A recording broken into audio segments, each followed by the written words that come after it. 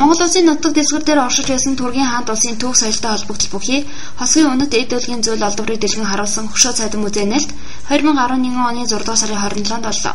Музей нээлтэд Монгол Улсын засгийн газрын гишүүн, боловсрол соёлын ухааны сайд Отгон баяр болон бүгд найрамдах Турк улсаас манайс улсад суугаа онц бөгөөд бүрэн эрхэд элчин сайд Ахмед Асим Араар нар оролцож үг хэллээ. Хөшөө цайдан музей Нархангай аймгийн хашаад суманд буюу дэлхийн өв орхны хөндийн соёлын дурсгал газрын нутаг дэвсгэр дээр оршдог. Музей байгуулагдсан газрын нэрээр Хөшөө цайдан гэж нэрлэх саналыг засгийн газар тэмцэн бөгөөд анх 1889 онд Ядрын цэв, 1890 онд Радлав нарын эрдэмтэд Хөшөө цайдын цогцлбор дурсгалыг нээлтрүүлж энэ нэрээр нь дэлхийн шинжлэх ухааны эргэлтэнд оруулжээ. Хөшөө цайдан музейг Монгол Улсын засгийн газрын 2010 оны 32 дугаар тогтоолоор байгуулсан бөгөөд боловсрол соёлын ухааны сайдын 2010 оны 139 дугаар тушаалаар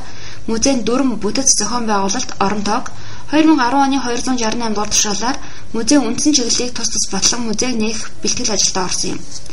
Хөшөө цайдын музейг байгуулах нь Монгол Улсын нутаг дэвсгэр дээр төр улсаа байгуулж байсан Түрк угсаатны түүхтэй холбогдох дурсгалыг уугуул орон нутагт нь хадгалж хамгаалах, судалгаа сурчлагын хэрэглэгдэхүүн болгон ашиглах, дээрх улсуудын түүх соёлтой холбогдох бодит эд зүйлс олдворт тулгуурласан мэдээллийг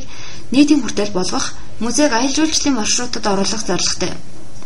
Туркийн олон улсын хамтын ажиллагааны байгууллагаас Монголын нутаг дахь Түргийн үеийн зарим хөшөө дурсгалыг хадгалж хамгаалах, сэргээн засварлахын төслийг хэрэгжүүлэхэд нийт 4.5 сая Америк доллар зарцуулсан бөгөөд Монгол Улсын засгийн газраас Хөшөө цайдан музей цааш үйл ажиллагаагаа явуулах шаардлагатай бүх техник хэрэгсэл, тоног төхөөрөмж, ажилтнуудын ажиллах нөхцөлөөр хангасан юм. Хөшөө цайдан музейд боловсрол соёл шинжлэх ухааны яамны харьяа улсын чанартай музей байх бөгөөд музейд улсын төсвөөс санхүүждэнэ. Уг музейн үндсэн хэсэг буюу үзмрийн танхим, төр үзэсгэлэнгийн танхим, сан хөмрөгийн өрөө, захирал, музейн ажилтан судлаачдын өрөө, номын сан, хурал семинарын заалтай, түүнчлэн мэдээллийн булан кафе, бэлэг дурсгалын дэлгүүртэй байхаар төлөвлөгдсөн. Үзүүлэлгийг 6-аас 8 дугаар зууны Түргийн эзэнт гүрний түүхэн үетэй холбоотой эд үлгийн зүйл, газрын зураг, гэрэл зураг, макет бүрдүүлнэ. Түүнчлэн бэлэг хаан, Күлхээний онгон болон Турк уугарын үеийн дурсгал тийсэн археологийн улсаас олсон эд үлгийн зүйлс, бусад гадаад улс орон Монголын музейд хадгалагдж байгаа холбогдох түүх соёлын дурсгал зүйлсийн их болон хуулбар нь. Тус музейн үзмэрт байгаа алтан титэм, алтан хитэн мөнгөн бууг, тахлын алт, мөнгөн аяга, домб, бүсний алтан чимэглэл зэрэг зүйлсийг засгийн газрын тогтоолоор түүх соёлын хосгийн үнэт дурсгал зурсын жагсаалтад оруулан баталсан билээ. Хар хорон хотоос засмал замаар 46 км яваад Хөшөө цайдын музейд хүрэх бөгөөд хар хоронд байрлах Эрдэнэцүү музейг жилд гадаад дотоодын 25,000-аас 27,000 үзэгчид үздэг нь Хөшөө цайдан музейг ч мөн тийм тооны үзэгчид үзэх болно гэсэн урьдчилсан судалгаа гаргуулсан юм.